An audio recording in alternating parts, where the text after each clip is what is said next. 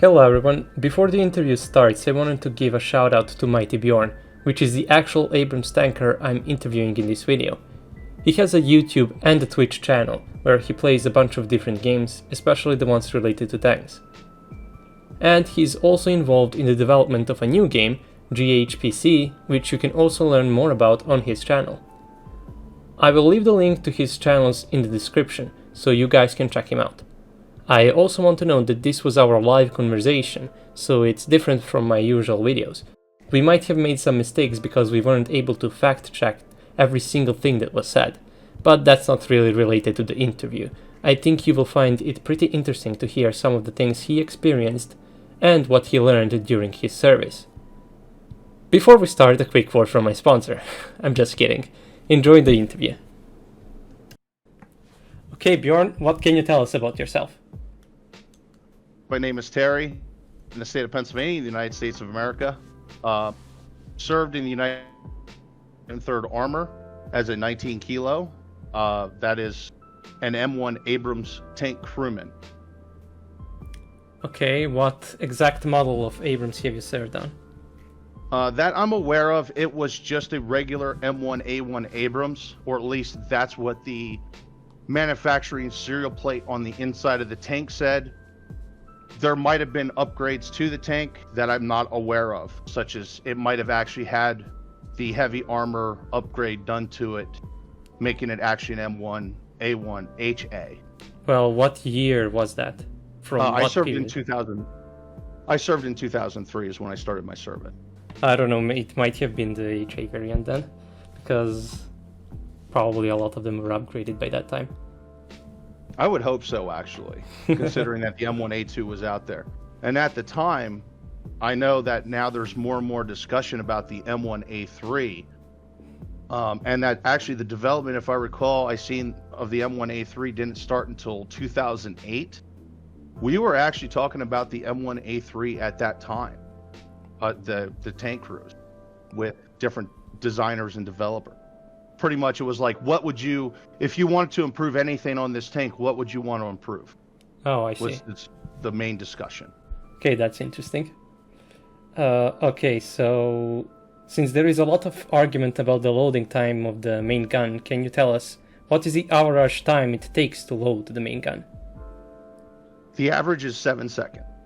Okay. I can tell you right now, I could actually do it faster, but only for short periods of time. And in all honesty, what it comes down to is how fast is the gunner firing versus how fast I'm loading. Because, you know, if it takes 10 seconds for the gunner to target and engage a vehicle, it doesn't really matter if I can load the gun in 5 seconds. Yeah, okay, I agree with that, because I think that the loading time argument is completely irrelevant in tank combat. Because 90% of the time in my experience, yes, it is. Yeah, because it might be relevant in rare cases, but most of the time it's not. The only time that I found it really relevant, understand that I did live fire exercises as well as sim training.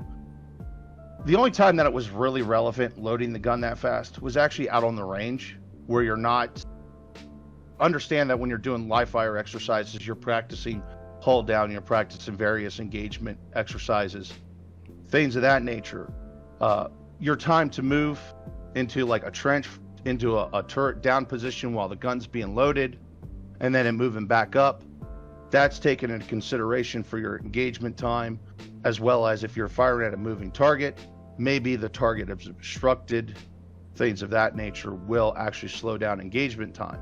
Now, when you're out on the range, typically you're sitting in a stationary position and you're just firing and loading the gun as fast as you can. It's just practicing loading the gun and practicing gun accuracy for the gunner. I see. Okay then. Some people argue that manual loading is limited while the tank is on the move. What can you tell us about that? I would say it's extremely limited where you're in a situation where you're being bumped and rocked around a lot. But I want people to understand too that the torsion bar suspension of the M1 Abrams is actually really good, and it gives a surprisingly smooth ride. Also, most of the time when you're engaging targets and on the move, you're actually moving at maybe quarter speed to half speed at best. And that's mostly because that's kind of like the sweet spot of accuracy on the move. Any faster than that, you really kind of start throwing off the accuracy a bit more, especially on the M1A1 Abrams. It's not so bad with the M1A2 Abrams, but understand that we're not trying to punch it at 60 miles per hour at firing the gun and loading the gun. In situations where you're engaging from a hull down position, most of the time you're not actually loading the gun until you're actually down in the trench and the tank is almost stopped, and that's when you're starting to load the gun. If you're on smooth road, it doesn't really matter because you're on smooth road. You're not getting rocked around. It's a really stable tank platform. And honestly, even though the tank does have seats, the TC spends most of his time standing on his seat. And I spent most of my time when I was doing loading on my seat, essentially scanning for targets by naked eye over using the vision ports. So you spend most of your time standing anyway. You kind of get used to standing in the tank. Okay, so I mean, it's not a problem then when the torsion bars are good, so... Yeah, you don't get rocked around. I mean, it's kind of like, it's weird at first. It's kind of like getting sea legs at first. It's probably a little worse for sea legs, motion-wise, but generally speaking, yeah, it's really good. Okay, then. What is your opinion on 4 versus 3 crew members? Well, that's actually interesting. I've never experienced 3 crew members, but what I will say is the thing about having 4 crew members over 3 is it takes multiple people to do such things as track tension. You do spend a lot of time doing different types of maintenance, loading ammunition in a tank and things like that. If you're out in the field, you could have 2 guys loading ammunition in the tank, or actually 3 guys loading ammunition in a tank, because usually what you have is you have a guy standing on the ground, handing ammunition up to a guy that is standing on the hull, and then usually there's a guy, he hands the ammunition to the guy actually in the tank, and he loads the ammunition into the bins and ready racks. You have a 4th guy there that can act as a guard. He can go get rations, go get hot chow, go get water. He could be doing something else like checking the oil and things like that. So honestly, I feel that having 4 people is actually more, it gives a better morale boost, I guess you could say, or improves morale among the crew itself, because you got that 4th guy that can do other tasks. A 3-man crew is more burdened with the different things they have to do to a tank and with the tank, let alone, like I said, they still have to go get their chow and whatever else they need. Yeah, okay, I see your point. Okay, then, what is the atmosphere like in the tank? Terribly dirty, and it's noisy, it's cramped. But I've actually looked at photographs of other tanks, such as like T-72. Yeah, I'm glad I served on an Abrams and not a T-72. I am a big fella. I am actually 6'2".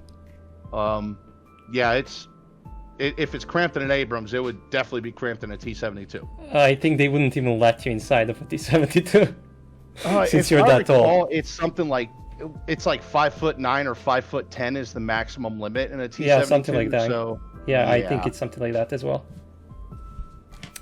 Okay, then. Have you ever had any problems with the gas turbine engine, and if so, were they easy to fix?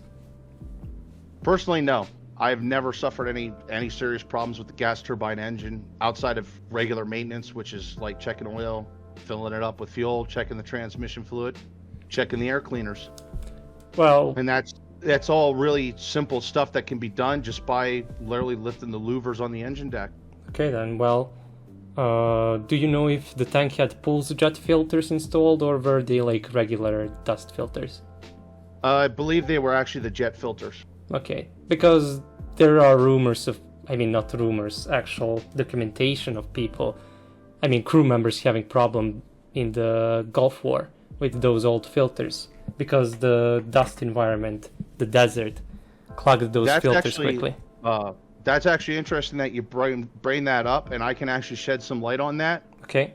If I understand the information correctly, that was given to me by the Army all the M1 Abrams tanks, I mean all of them that were in service, had actually the filters upgraded in 94, I believe it was. Yeah, I know that as well. Because of lessons learned from the Persian Gulf. Yes. Because when M1A2 came out, they installed those filters on it, and they upgraded all existing Abramses in service with those filters. Yes. So, okay, that's good to know. Okay. Did overall maintenance take up a majority of your time when you were a crewman? I would honestly say no. I've actually spent more time training on the tank than actually doing maintenance to the tank. Now I understand that there's quite a few things that like the mechanics did that I had no part in. Okay, that's what I want to ask now. Like, were the crew the only guys that were maintaining the tank, or were there some other guys that were involved? But as you said, there were mechanics. The mechanics are obviously involved. They deal with like the more advanced maintenance. Maintenance-wise on the M1 Abrams, I wouldn't say is probably any worse than probably any other tank out there. There might be some tanks that are really bad off, especially when you start looking at tanks like the aging M60s that are still around and the T55s. Yeah. But generally speaking, I feel it was pretty good. I did not spend the majority of my time doing maintenance. I spent the majority of my time training, either on the tank or at like the rifle range or doing armor identification, simulator training, etc. PT took more of my time than engine maintenance did. Well, okay, thank you for shedding the light on that. How loud is it inside of a tank, and does the noise cause any communication issues? It is quite loud inside a tank. Understand that you can actually, most of the time you can hear, well, pretty much all the time you can hear the hydraulics. That's kind of like the hum. When you watch a video from the inside of a powered up M1 Abrams, you hear this constant hum sound. Yes. That's actually the hydraulics you're hearing, the hydraulic pumps. Okay. Plus you got the gunfire, you got the sound of the gun, etc. Now the big benefit that we have for communication is we wear a helmet called a CVC. It's a Kevlar helmet with a headset built into it, and it's also got a microphone. Okay. We can use the internal communications of the tank, but as a loader, normally what you would do is you would just yell as loud as you can. So as I loaded the gun and I pulled the safety handle up, I would yell up, and that would let the gunner know that he can engage the target. So actually, while it is quite loud, it's not as loud as I was when it came to yelling. Yeah, okay, so you can hear each other when you yell. Yes, but you really have to yell. You got to put some bass into it. You're not going to have a conversation. Yeah, like we're having inside a tank. Okay. Okay, then, what was the most terrifying moment you experienced inside of an Abrams, and what was one of the funniest? Okay, most terrifying moment. This is when I was brand new into the Abrams. I just got done with my AIT, which is my advanced individual training. Basically, this trains me and qualifies me into the Abrams tank platform. And so I was we were at a live fire, and I was loading a heat round. And when I pulled the heat round out and flipped it around, I smacked the tip on the gun breech. Holy shit. I got really nervous really quick because, you know, I knew that's where the fuse was. And it's like, I wonder how, you know, when that happened, it was like, oh, thank God I'm still alive, because that, you know, obviously if you smack it hard enough, it will go off, but it's surprisingly quite a hard hit. It's not hard enough that no man can hit the tip of that round hard enough to make it explode. Okay. I found that out afterward. Okay, that's interesting. Funniest moments. Well, I don't really have a funny moment inside the tank. I do actually. Oh man, I can't really think of any great funny moments. I mean, a lot of the funny moments was outside of the tank when you're all just hanging out. You're with your platoon in the barracks. Oh man. I mean, if you don't have any, it's okay. We can go on. I really don't know a good one to use, to be honest. I'd actually really have to think about that one. But terrifying moments, yeah, the heat round. Definitely. Okay, then let's go to the next question. How would you compare the Abrams to its predecessor, such as the M60, if you have any experience with older tanks? Unfortunately, I don't have any experience with older tanks. I can go by statistics, and when compared to the M60, 120 millimeter gun wins every day of the week. Besides the fact that, so the M60 has a single plane of stabilization. So does the M1 Abrams. Well, the M1A1 does. The M1A2, however, has dual axis stabilization in the gunnery sight. So obviously, dual axis is much superior. We have much more newer, more modern ballistics computer. The Abrams tank is a much faster get up and go tank because it's got a 1500 horsepower turbine versus I think it was a 720 horsepower diesel. The armor's definitely way better. Yeah, that's for sure. You know, nice thick composite armor versus rolled rolled homogeneous steel? It's rolled and cast, I think. Even looking at other tanks like the T-72, especially looking at the really old T-72s that don't have actual optics, thermal optics built into the sights. They actually have to use the searchlights. Yeah. I mean, it's comparing it to the other tanks. The Abrams is really good, especially older tanks. Yeah. Even the Abrams that we have now, which would be the M1A2C, as well as we've adopted the M1A2D, those model Abrams tanks are much better than even the Abrams tank that we had in the 1980s. Actually, the original Abrams tank that was introduced, while it had a great power to weight ratio, because once again, 1500 horsepower turbine engine, it had improved stabilization. And of course, there's also the improved armor because it was also composite. It was a depleted uranium composite, but it was a steel composite design. The big fault with the original Abrams tank was actually in the thermal optics. The thermal imaging equipment on the M60A1s at that time that the United States military had was actually better than what they had on the Abrams. All that being said, though, the 105 millimeter gun that was originally introduced with the Abrams was a stopgap measure. The tank was designed from the get-go to take a 120 millimeter gun. At the time, we were still doing trials and waiting for additional development on the gun that we would adopt, as well as at the time we were also testing the British 120 millimeter rifled gun. The L115 that they put on the Chieftain and the Challenger. Yeah. So we were still kind of like, we're going to take a 120 millimeter gun, but we didn't know which one. And the Rheinmetall gun would win out. Obviously, we built a license-built copy of it. Yeah, well, it's slightly modified, but basically it's the same gun. Yes. Yeah. It's actually pretty heavily modified. The modifications goes everywhere from the thermal sleeve to the bore evacuator to the recoiling system to the breech block. Yeah, well, I mean, basically the barrel is the same, but of course the breech is different and all the other stuff that was needed to be modified to be accepted for Abrams. Yes. Okay, then. Do you think the Abrams will ever go in the direction of an unmanned turret with an autoloading system? Well, outside of the TTB, the tank test bed, which it is out there, folks, go ahead and look it up. Armored Warfare has it. And I think actually War Thunder has it now too. No, I don't think it is. No, it's never going to happen. Not on the Abrams platform. They've done prototypes before of on-man turrets, not on the Abrams platform itself, outside of, as I said, the TTB. We're not even looking at going with an autoloader at all. So the concept of going to an on-man turret versus, let me put it this way, I think we're more likely to adopt an autoloader, which we're not looking at adopting, versus adopting an on-man turret.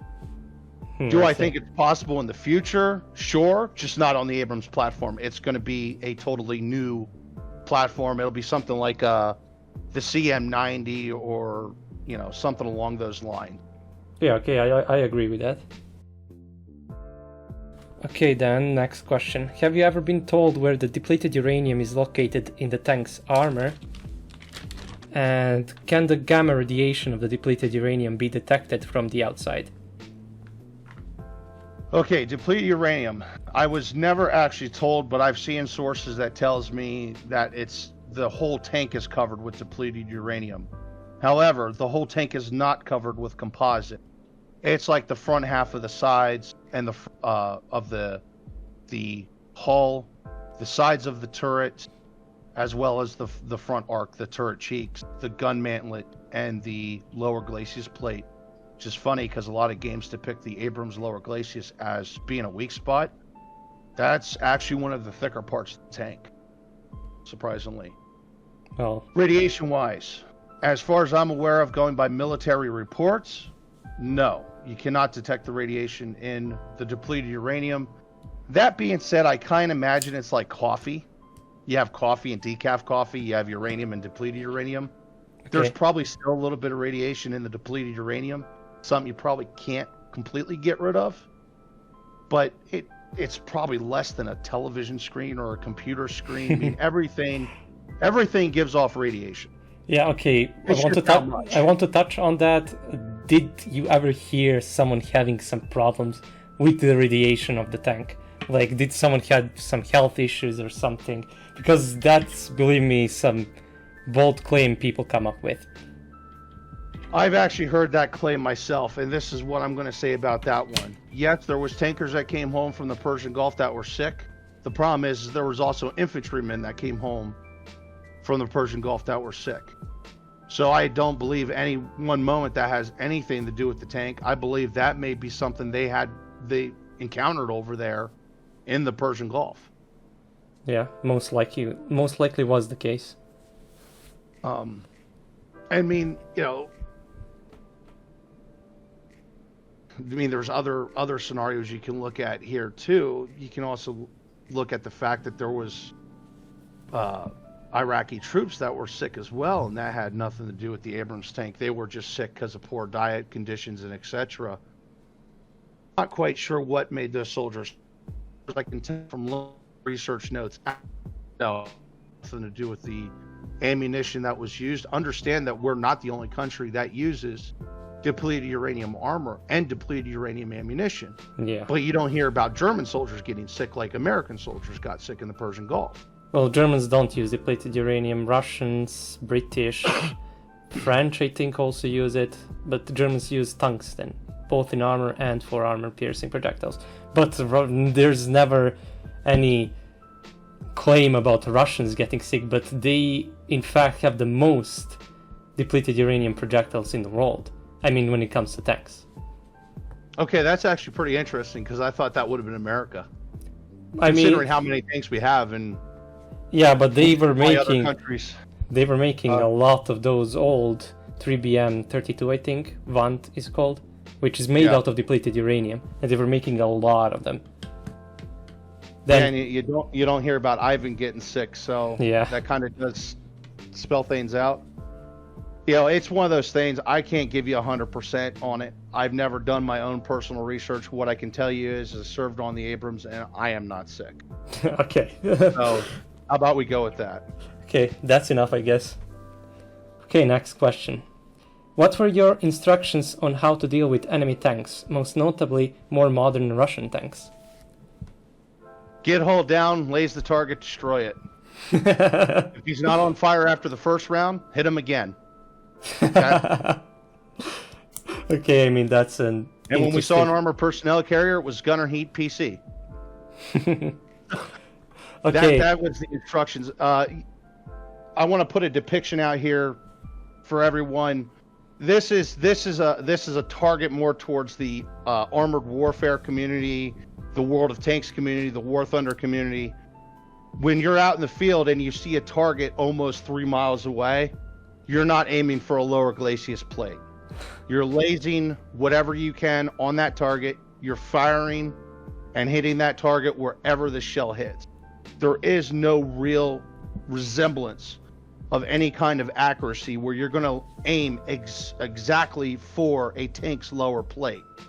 Now, obviously, if you have a weird situation where you can see his side over and his front, well, you laze the side of the tank, and hopefully you hit the side of the tank and not the front, because you obviously know that's the weaker area of the tank. But typically you just laze the center of the tank, or the center of what you can see of a tank, and fire. And as I said, if he ain't dead, hit him again. Okay, I wanted to ask, since you probably use the thermals, do you know approximate range? When can you identify a tank on thermal imager? I was able to identify a tank all the way out to 3,800 meters. Okay. Somewhere roughly in that range. Okay, because that's approximately how people say it. I mean, in the documents and stuff like that, like 3.5 kilometers is approximately the range you can detect a tank. I mean, identify a tank with a thermal imager. At that time, I would not have been able to get exact identification on it. I would have been able to identify, yes, it's a tank, and generally the type of tank, if it's NATO or Soviet. Understand that Soviet tanks have a very distinct shape. The problem is tanks like the early T-90s and the T-72s and the T-80s all have a very similar shape. Yeah. And in the thermal optics, basically I'm going to say, I could say T-72, but I could really be looking at a T-80. Well, it doesn't matter. All that matters is that it is an enemy tank. Yes, pretty much. I mean, it's the same way with like the Leopard and the Abrams. We have those distinctive turret shapes and hull shapes. Even the same way with the Merkava. Actually, probably out of all the tanks out there, the Merkava is like the most distinctive tank out there. I agree. In your opinion, what is the greatest threat to a tank? Well, essentially what it comes down to is any weapon on the battlefield that can damage a tank obviously is a threat to that tank at the moment. But in realistics, the greatest threat to the modern main battle tank is obviously politicians. They're the ones that they're backing the money for development, additional tanks being bought, things of that nature. And sometimes when tanks are in desperate need of being updated, being modified, being fixed up, things of that nature, it doesn't happen. Perfect example, Challenger 2. Yeah. It's been in service how long? With no update, no changes, nothing to fix any flaws in that tank system. And now it's an aging tank system, and they're going, oh God, what are we going to do? This tank needs a lot of stuff done to it, and we don't want to spend that kind of money on it. Which I could get into that one too with a further article I was reading about. It was essentially an article. I ended up doing a video on it on Challenger 2 versus the Leopard 2. Because actually the people who were doing the testing on the Challenger 2 platform actually wanted the Leopard, not the Challenger 2. But the British government decided, no, we need to run with the indigenous tank. So that's kind of where the whole politician thing comes from. Yeah, I agree. I mean, it's the problem in Russia as well, because they are wasting a lot of time and money on upgrading their, well, you can call them obsolete T-72s, instead of focusing on upgrading T-90s and making more T-14 Armatas.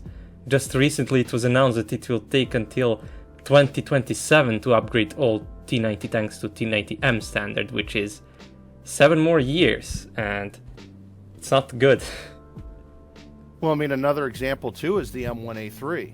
Like I said earlier during the video, I said we were talking about the M1A3, or at least improvements to the M1 platform, all the way back in 2003. Yeah. With developers. M1A3 didn't officially start until, was it 2010, 2012, I think, and it's still. Yeah, it's still. We're still working on it. Yeah, we still have no idea what is gonna come out of that. Also, I actually have a slightly better idea of what's going to come out of that. The only problem I have with this documentation, I'm speculative of the documentation that I was reading that was supposedly from the believe it was supposedly from the Department of the Army. But I'm also skeptical because I was reading the document on the internet. Wasn't a real paper document in hand from the Department of Army. So do you really trust the internet every time you read everything on the internet? Like, that's not really a good idea to trust absolutely everything, so...